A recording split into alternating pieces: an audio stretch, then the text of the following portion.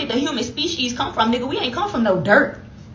We ain't rise up from no dirt. That's that even. We're not meant to understand everything. And this is the exact reason why God says not to eat from the tree of knowledge. And I need y'all to listen to me, because I'm not just this weird crackhead Christian that just believes in theology. I'm going to tell you some facts. And the fact of the matter is, we're not God. And God's ways are not our ways. His thoughts are not our thoughts. We're not meant to understand. That's number one. Number two, these scientists know that we're going to be doing research because we're curious. We are curious people because Eve fell. Now, when it talks about the fruit in the Bible, it's not talking about an apple. The Bible never says anything about an apple. Fruit as in everything starts off as a seed, meaning you have to plant something. The thing has to root, then it has to grow. The source is the roots, which is God. The source is God. The fruit is the knowledge. God already had the knowledge because he is of all knowledge, omniscient, omnipresent, everywhere at one time. Because we were curious, we learned some stuff we weren't supposed to know, and it opened something called a rabbit hole. And of course, scientists know, again, that we're going to do research on these things. So yes, scientists are right about some things, but every scientist, or most scientists that you'll look up, even says that science proves God. They try to disprove God and end up proving God furthermore. Your flesh, a fact, scientific fact, is when we die, our flesh goes back into the dirt, it disintegrates, and it rots. Your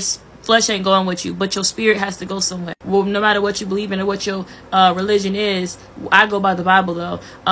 Energy, spiritual, everything as above, so below has a spiritual. Everything happens spiritually before it happens physically. That's how you manifest, or that's how you pray. It's either evil power or it's good power. There's no such thing as good or evil power. I correct myself. Power is power. It depends on what the source is, and knowledge is knowledge. It depends on who you're getting the knowledge from.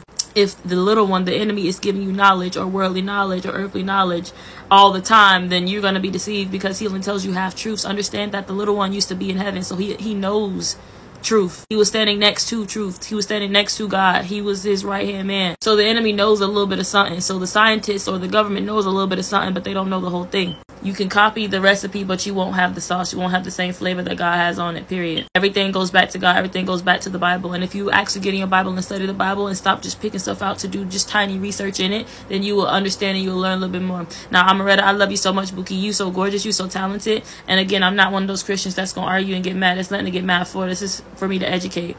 And for the people who say, well, how do you know you're right? What if you're wrong? If I am wrong, the worst that can happen to me is my spirit still goes to heaven because I died a good person, following what I thought was God. The worst thing that can happen to you is you go to hell. You pick your poison.